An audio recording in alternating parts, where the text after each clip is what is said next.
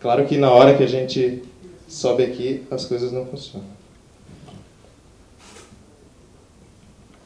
Bom, vou passar na mão então. Tá, primeiro um aviso, não é uma palestra técnica, então vai decepcionar alguns de vocês, não vai ter muitas telas de código, então quem não gosta de palestras não técnicas pode fugir agora, não tem problema, certo? E aí, qual é o meu objetivo com essa palestra? É mostrar o que acontece se a gente junta a comunidade Python, a gente junta hacks com dados públicos, e a minha teoria e as coisas que eu vou mostrar que parecem indicar isso, é que essa combinação tem a chave para o futuro do jornalismo. Então, isso eu acho muito interessante e espero que vocês concordem comigo e acabem fazendo alguma coisa nessa área. Tá? Meu nome é Pedro Valente, esse é meu Twitter, se vocês quiserem me seguir. Eu sou jornalista, certo? E aí, quando eu vi que o jornalismo acabou e estava morrendo e não tinha mais futuro, eu passei a ser desenvolvedor e vim para o Python. Né? Mas não, é brincadeira, não foi por isso. Foi porque eu também gosto de programar. Né? E aí, pela primeira vez, eu vim na PyCon em 2008, não sabia nada, eu ficava nos intervalos das palestras fazendo os exercícios do Dive into Python e tentando aprender. E desde então eu tenho tido cada vez mais contato com a comunidade e fui super bem recebido. Hoje eu trabalho no Yahoo como gerente de produto, no Yahoo Meme, né? Mas não é sobre isso que eu vou falar hoje. Eu vou falar sobre desenvolvimento de software e jornalismo, que é uma coisa que desde que eu entrei na faculdade eu venho fazendo. E como eu acompanho essas duas áreas, eu tento sempre perceber onde há essa intersecção e para onde isso está indo. Né? Então, o que acontece quando um jornalista vai programar? Na verdade, isso acontece na raça. Né? Eu não fiz faculdade de computação nem nada, eu fui aprendendo sozinho. Tá? Então, um exemplo que eu sempre dou é um cara chamado Matt Waite. Ele era um repórter lá na Flórida e ele pegou e falou para o chefe dele, me dá 3 meses que eu vou aprender a programar, vou fazer um negócio legal. E aí o chefe dele deixou, bancou, e ele aprendeu Python e fez esse site aqui com Django, PolitiFact, que é nada mais, ele pega declarações de políticos e checa, e no site mostra se é verdade, ou se é mentira, ou se é mais ou menos. Né? E esse site ganhou o Pulitzer em 2009, que é o maior prêmio que um jornalista pode receber nos Estados Unidos. Né? E aí ele tem um lema legal que é construa alguma coisa ou calha a boca. Né? Então tem muito jornalista que fala e não senta a bunda na cadeira para aprender alguma coisa. Então ele é um exemplo de que se a gente tenta ir para o lado técnico e juntar a tecnologia com as coisas do jornalismo, pode funcionar. E aí essa intersecção sempre...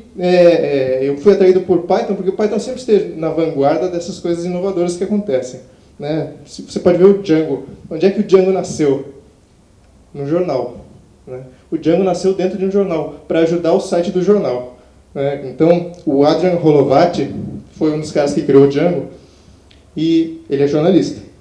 E ele foi desenvolver junto com outro pessoal, e ele acabou criando o Django para automatizar as tarefas repetitivas do site que eles estavam fazendo lá. Depois ele saiu, ele ganhou uma bolsa, e ele fez o Everyblock. Não sei se vocês conhecem o Everyblock, o código dele foi aberto recentemente, depois que a bolsa terminou. E a empresa, o Everyblock, foi vendido para a MSNBC, que é uma grande rede nos Estados Unidos. Né? E ele foi junto. Então, o Everyblock, o que ele faz? Ele é uma plataforma para consumo de dados públicos. Tá? Deixa eu voltar aqui para mostrar para vocês. Os servidores do Everyblock tem um monte de robozinhos. Então, existe um site para cada cidade, esse de Nova York. E aí, um cara que trabalha lá no Everyblock, ele bate de agência em agência governamental e implora por um XML dos resultados da vigilância sanitária dessa semana. E implora por um XML das ocorrências de polícia. Ou, se o site já tem, ele vai lá e cria um robozinho que traz essas coisas. E aí ele localiza onde estão essas coisas e ele te dá as notícias que acontecem em volta de onde você mora. Isso é super relevante para quem mora em um lugar desses. Né? E é tudo feito em Python, claro. Em Django. E aí, é uma plataforma de consumo de dados públicos. Né? A gente entra nesse conceito de dados públicos. Então vamos esclarecer, o que é isso? O que é um dado público? Dado público, provavelmente você já precisou usar dado público. E provavelmente você já foi mal atendido. Né? Cada um tem uma história para contar sobre isso.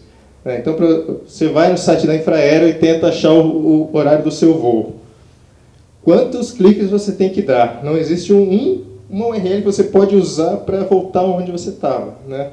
É muito complicado. Quando podia ser uma chamada de URL que retornasse se o voo está atrasado ou não. Simples, uma API. Se tivesse uma API, seria uma maravilha. A gente poderia fazer aplicações que usassem os dados da Infraero. Né? Tem preço de combustível. Existe um site horrendo da Agência Nacional do Petróleo que mostra toda semana os preços de combustíveis do Brasil inteiro. Não dá para usar. Né? Então, é uma experiência horrível. TSE, agora com as eleições, um monte de gente deve ter tentado entrar no site do TSE para ver alguma coisa, resultado, ver quem são os candidatos, declaração de renda. É bem difícil. Não é muito amigável. Né? Esses dias eu tive que achar uma agência dos Correios que abrisse no sábado, perto da minha casa. Vocês acham que foi fácil? Não foi. E aí, ainda falando em Correios, a gente ainda tem uma situação que é de dar risada. Né? Os CEPs do Brasil, que é a informação mais pública do que isso. Os endereços, os CEPs de todas as ruas do Brasil são vendidos num CD. Como é que pode uma coisa dessa, sabe? A administração pública ela precisa ser transparente. Isso é uma obrigação. Né? Eles têm pouca grana, eles vivem reclamando que eles têm pouco dinheiro para fazer as coisas, eles têm que resolver problemas imensos. Né? Então, por exemplo, sei lá, saúde. Pô, os caras têm que ter certeza que as pessoas não vão morrer nos hospitais. Não é fazer um site bonito que é a prioridade deles, né? Com os dados de quantas pessoas estão indo nos hospitais. Eles têm que ter foco naquelas coisas que só eles podem fazer. A SP Trans, que é a empresa que cuida do trânsito em São Paulo, eles têm que resolver os engarrafamentos. Eles não têm que ficar fazendo mapinha bonitinho para a gente consultar, sabe?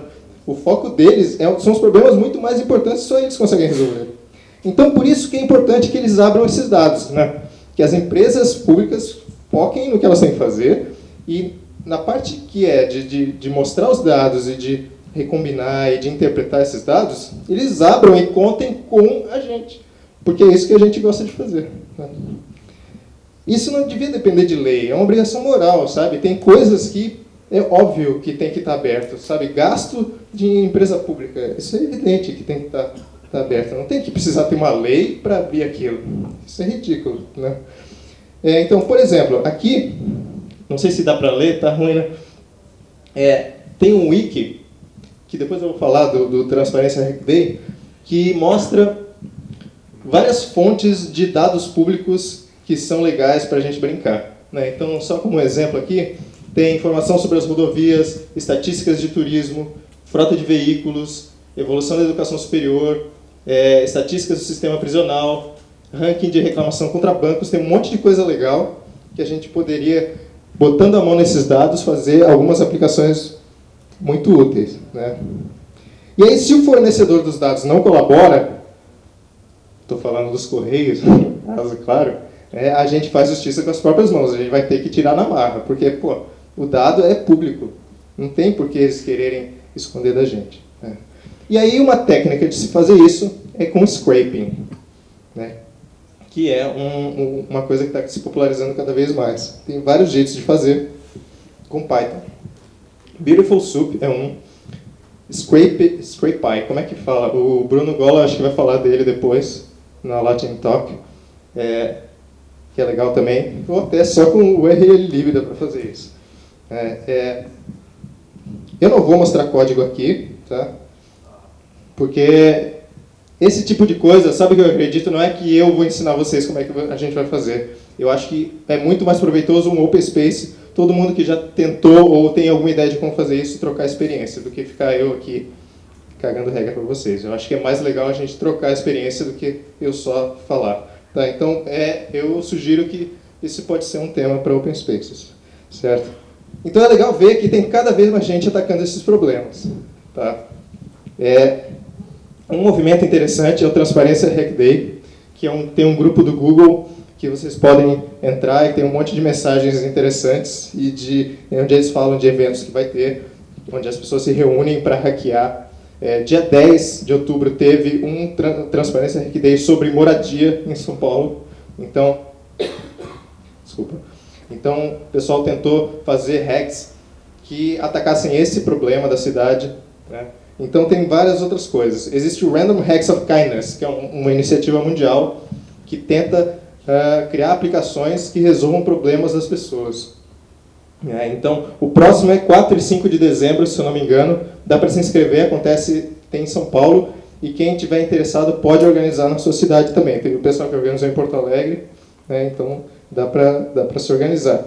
Transparência Hack Day, acho que vai ter alguma coisa dia 23 agora, domingo ou sábado, em Belo Horizonte também. Então tem muita coisa acontecendo, então quem se interessa por isso tem bastante material.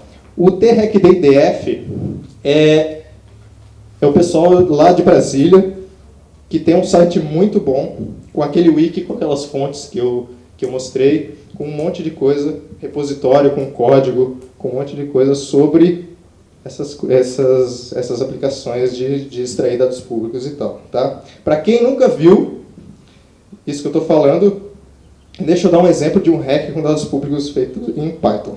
Rapidinho. É o Cruzalinhas. Tá? Esse é o endereço, se vocês quiserem acessar. Está hospedado no Google App Engine. O Cruzalinhas foi feito pelo Chester. Não sei se ele já chegou. Ele está programado para fazer a palestra sobre o apontador amanhã, se eu não me engano. Então, ele usou Python para extrair do site da empresa da SP Trans, que tem todas as linhas de ônibus de São Paulo, todos os trajetos, e aí você põe no mapa 2 pontos na cidade, de onde que você quer ir para onde você está, e ele te diz todos os ônibus que passam ali por perto, que você poderia pegar, né? Que mostra todas as linhas. Então é muito legal, ou metrô e tal. E aí ele usou uma técnica muito diferente, que eu nunca tinha ouvido falar, que é o GeoHash, que seria legal vocês pedirem para ele fazer uma Lightning Talk para explicar isso aqui, que é muito interessante. Então fica a dica, né? E o Cruzalinhas, se vocês entrarem nele, tem o GitHub com todo o código para vocês olharem. Tá? Tem a parte de scraping, o código está bem comentado, achei bem legal.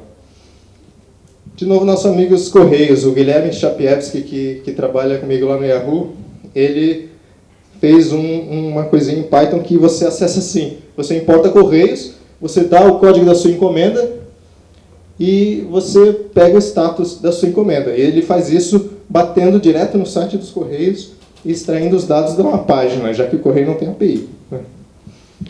Certo. Então, todos esses hacks, eles aparecem no Transparência Hack Day, nesses outros eventos, e eles também aparecem no Yahoo Hack Day, que muita gente aqui já foi, né, e eu ajudei a organizar, que é um evento muito legal que acontece todo ano em São Paulo, onde por 24 horas as pessoas se juntam para fazer esses hacks, né? Então a galera dorme lá, fica codando e tal. O espaço é bem legal. Aí o pessoal faz hack de todo tipo, com um robozinho. Não sei se vocês conhecem esses braços aí, esse nariz. O pessoal está aqui. A galera do Python não comparece também. Então, e lá, o que foi legal é que surgiram vários hacks usando dados públicos. Né? Então, por exemplo, esse cara aqui, Pedro Velasco, ele fez o Legisdados, que não é em Python, é em Ruby, mas ele é uma série de ferramentas para você extrair dados da Câmara dos Deputados, do Senado e tal. Então, aquele problema de pegar os preços de combustíveis, o Leonardo Camilo fez os Meus Postos, que ele extrai lá da página da ANP, ele abriu uma API com esses dados para a gente usar também. Tem um pessoal que pegou uma API de Fórmula 1, né? São dados que não são de governo, mas eles estão públicos, né? E alguém disponibilizou, e eles fizeram uma visualização. Esse é um tipo de aplicação legal também, que dá para fazer visualizações. A galera que fez sobre quantidade de votos em cada zona eleitoral do Distrito Federal, e aí mostra quem foi o cara mais votado em cada zona eleitoral, ou seja, é o xerife daquela área. né? Esse aqui é o Maurício, que ganhou um dos prêmios, e aí ele fez a prestação de contas da Câmara Municipal de São Paulo, ele transformou num relatório aqui interativo que parece o Everyblock, né? Então tem muita coisa que uns vão pegando emprestados dos outros, e é legal quem faça disponibilizar o código e ir atrás se alguém fez alguma coisa parecida, porque com a colaboração a gente vai melhorando as coisas, né? E aí olha o que acontece, depois começa a sair na imprensa, os desenvolvedores vão ficando famosos, o cara até tira foto na revista, né? Agora, eu pergunto, isso faz parte da vida de vocês, de desenvolvedores, ter essa visibilidade e essa repercussão, ver as coisas que vocês fazem batendo na imprensa ou no público, e eles sentindo que, pô, isso realmente fez alguma diferença? Às vezes, no trabalho de desenvolvedor, a gente fica trancado lá no escuro, codando, e não sabe o que acontece, né?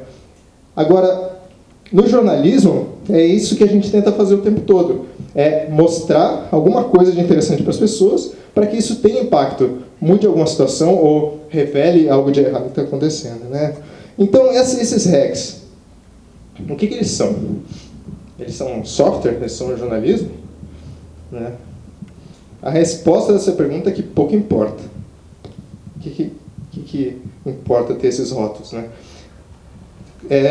Tradicionalmente, a função do jornalista é descobrir e comunicar informação de interesse público, né? Isso é uma das maiores funções do jornalismo. Fazer uma investigação de alguma coisa que está acontecendo de corrupção entra nessa motivação. E essa motivação, às vezes as pessoas confundem, mas não importa o suporte tecnológico em que a gente faça isso, tá? Uma folha de papel é um suporte tecnológico que é o que vem sendo usado desde o começo, né? Jornal. E aí o que as pessoas fazem? Surge o computador, elas pegam a mesma coisa que elas faziam num suporte tecnológico antigo e põem no computador, um bloco de texto, né? Para atingir esse objetivo. Então, hoje, a gente tem computadores conectados em rede. Isso é o suporte tecnológico de hoje. Agora, vocês me dizem, o que é mais poderoso? Né? O que dá mais possibilidade para a gente? Uma folha de papel ou um supercomputador desse aí? Né? Cara, programador é o cara que sabe mexer com isso aqui, que sabe toda a potencialidade disso aqui. Né? O jornalista não sabe o que dá para fazer. Ele continua fazendo o que ele aprendeu desde o começo. Então, a gente começa a perceber que, será que todo desenvolvedor, então, pode fazer jornalismo? Se é descobrir e comunicar informações de interesse público para as pessoas, então, quem faz aqueles hacks está fazendo jornalismo, né? Quando a gente fala desse jeito, parece meio óbvio, mas na cabeça de muita gente não está claro, tá? Alguns jornais já perceberam isso. Então, um dos que estão na vanguarda é o The Guardian, né? Quem trabalhava no The Guardian até pouco tempo era o Simon Willison, que também foi um dos criadores do Django, que é um cara bem atuante na comunidade do Django. E o Guardian faz umas coisas como essa, que é o seguinte: eles têm 500 mil documentos escaneados, que eles não sabem dados nenhum sobre aquele documento, não dá para fazer OCR. Então, eles jogam tudo numa plataforma para as pessoas classificarem, as pessoas dizerem se isso é relevante ou não. As pessoas classificam os documentos, e isso ajuda os jornalistas a irem atrás dos documentos que são mais classificados como interessantes, né?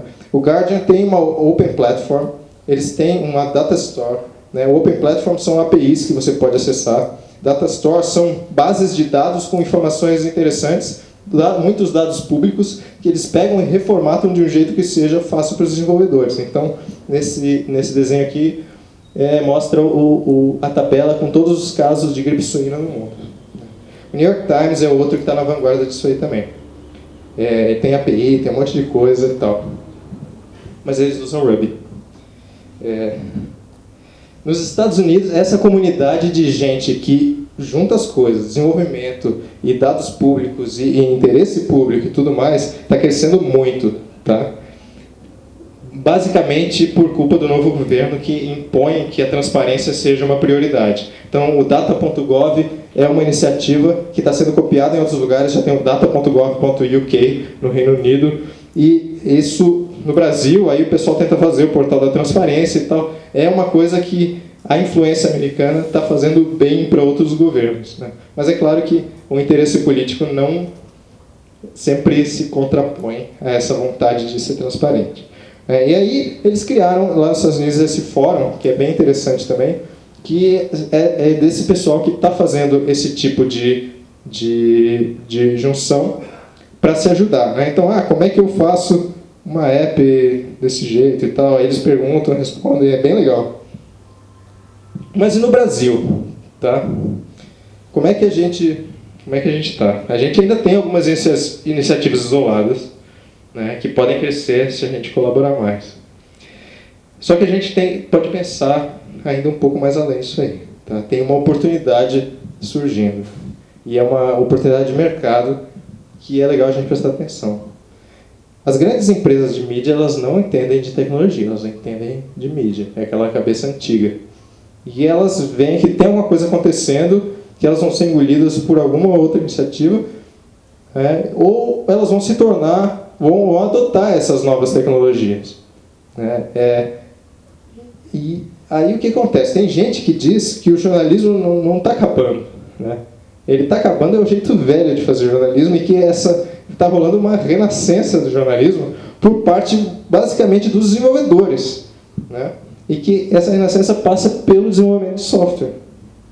Certo? Então, aplicações que coletam, distribuem e visualizam dados, elas podem sim ser jornalismo, e elas são o jornalismo do futuro. Tá? As grandes empresas, elas aos poucos vão acordando para isso, e a gente vê que pequenas iniciativas podem sair na frente. Então, se você cria uma pequena empresa que é especializada em pegar dados do governo e fazer visualizações legais para caramba disso, pode ter certeza que alguma hora uma grande empresa de mídia vai querer fazer, vai pedir algum serviço ou vai querer contratar esses caras, né? Eu sei que eles estão procurando desesperadamente, sabe? Então, não tem gente nesse mercado, e isso é uma oportunidade legal, tá? Por que eu estou falando isso para a comunidade Python? A gente viu que tem muitos caras de Python. Não sei por que pythonistas e jornalistas parecem que se dão muito bem. E tem muitos caras de Python na vanguarda dessa história. E vocês estão numa posição única para também estar na vanguarda desse movimento. É isso. Valeu.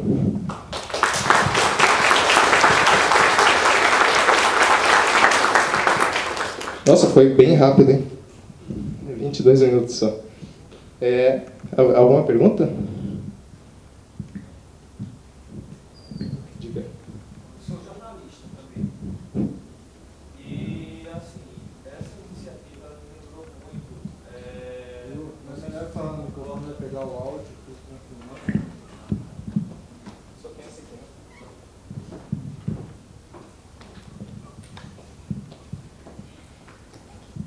Pedro, eu não sei se você concorda, mas seria isso uma forma de trazer para a realidade aquela frase, aquela famosa frase, não critique a mídia, seja a mídia? É evidente. A gente vê cada vez mais que a gente não precisa de alguém contando as coisas num lugar centralizado, né, contando a verdade do que aconteceu. A gente vê com mídias sociais que as pessoas contam o que está acontecendo com elas, né? Agora, quem é que vai fazer as ferramentas que possibilitem que essas pessoas contem as coisas? São os desenvolvedores, né? É a gente que tem que fazer essas ferramentas. A gente fala de jornalismo cidadão e tal, mas essas ferramentas que o pessoal faz é pensado por jornalistas com aquela cabeça anterior, entendeu? Sabe? Não precisa parecer um jornal, não precisa ser igual a um programa de TV, sabe? Tem que ter modelos diferentes, né? Vê o Shahid, por exemplo, que é um projeto legal que o Guardian ontem lançou um projeto usando o Shahid. O Shahid ele é um negócio que você coloca no mapa ocorrências de alguma coisa. O Eleitor 2010 usa esse projeto, né? Não é em Python, acho que é PHP, mas é um negócio que foi criado na África é open source e está todo mundo usando. Por quê? Porque permite que qualquer um relate alguma coisa que aconteceu numa localização geográfica. Então, tem relatos de denúncias sobre boca de urna e tal, no eleitor, 2010.com.br. Esse do Guardian é sobre um corte de investimentos que teve, que as pessoas dizem que prejudicou a região delas. Então, isso é útil pra caramba para as pessoas, né? Então, se a gente pensar nisso, eu estou resolvendo meu problema, que pode ajudar mais gente, isso já valeu, entendeu? Já é uma coisa útil, uma aplicação que pode envolver as pessoas e que não precisa ser um relato, aconteceu isso em tal lugar, né?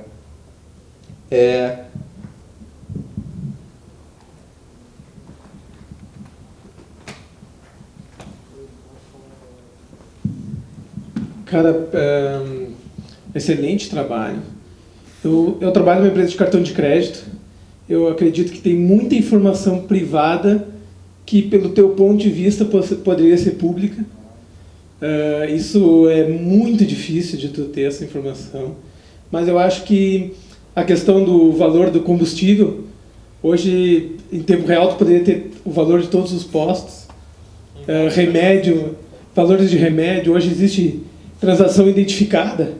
Então eu sei quanto é que está o combustível agora, eu sei remédio, sei certos serviços, preço de pizza, preço de qualquer coisa. Eu acho que isso é a hora que ficar público mesmo, as aplicações vai dar uma enriquecida boa, né? E as empresas também, têm dados legais, né? É o teu ponto. Eu sei de empresa que tem dados públicos, o desenvolvedor fez a API prontinha para botar no ar, e aí, por uma decisão política da diretoria, não vai abrir, sabe? Tem coisas que dá para abrir sem comprometer a privacidade de ninguém, e que são informações legais, são informações úteis que vão servir para alguém, né? Por exemplo, tem um negócio lá sobre coisas do Procon.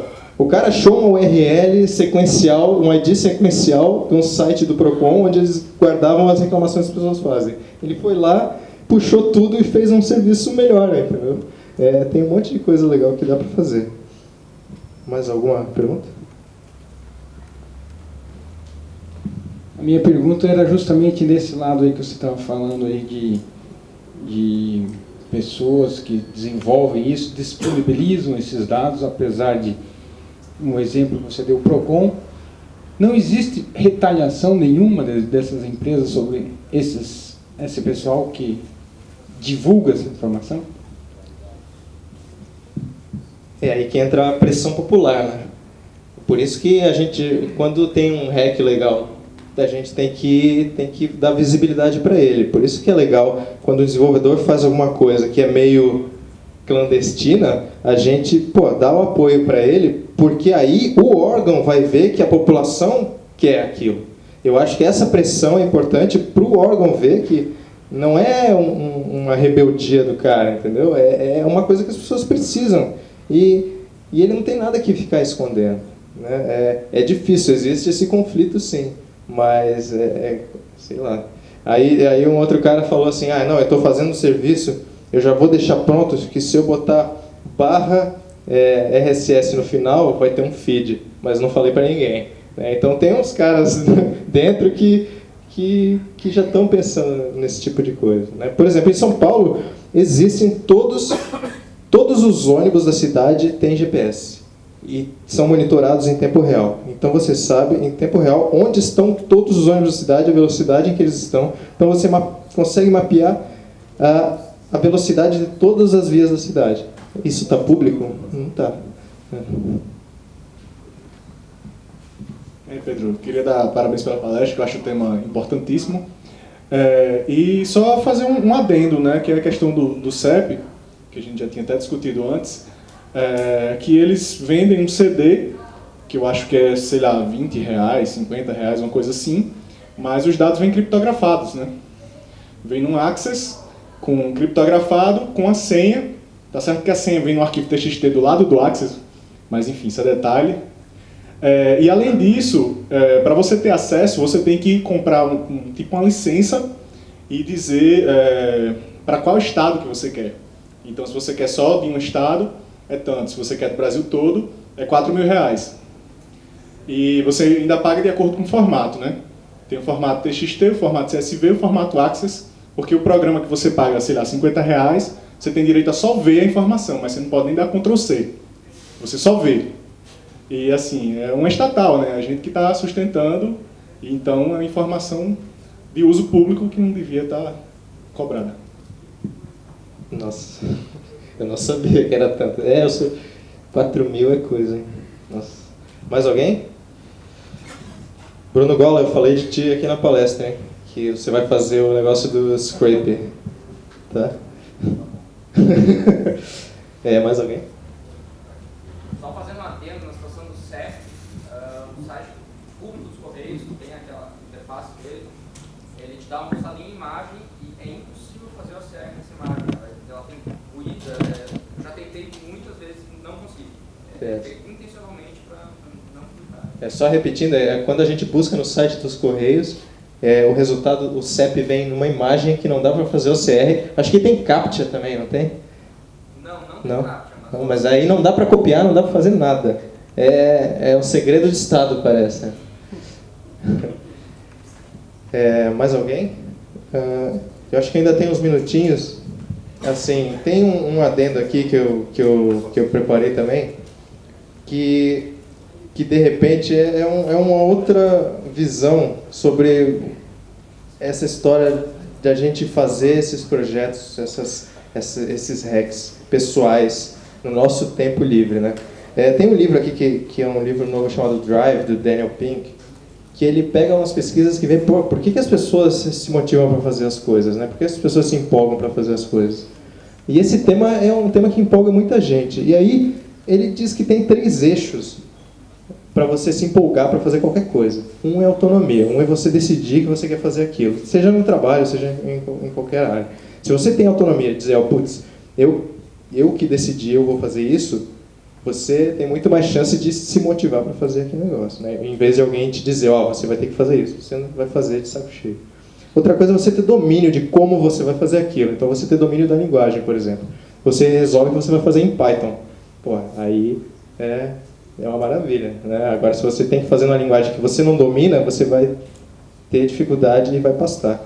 E o terceiro eixo que eles dizem que é importante para a gente se motivar para fazer um negócio legal é ter propósito. É você ver um propósito naquilo que você está fazendo. E eu acho que o que esses hacks com dados públicos dão para o desenvolvedor é um propósito legal, entendeu? É um propósito de você ver valor, que você vê se você está ajudando alguém.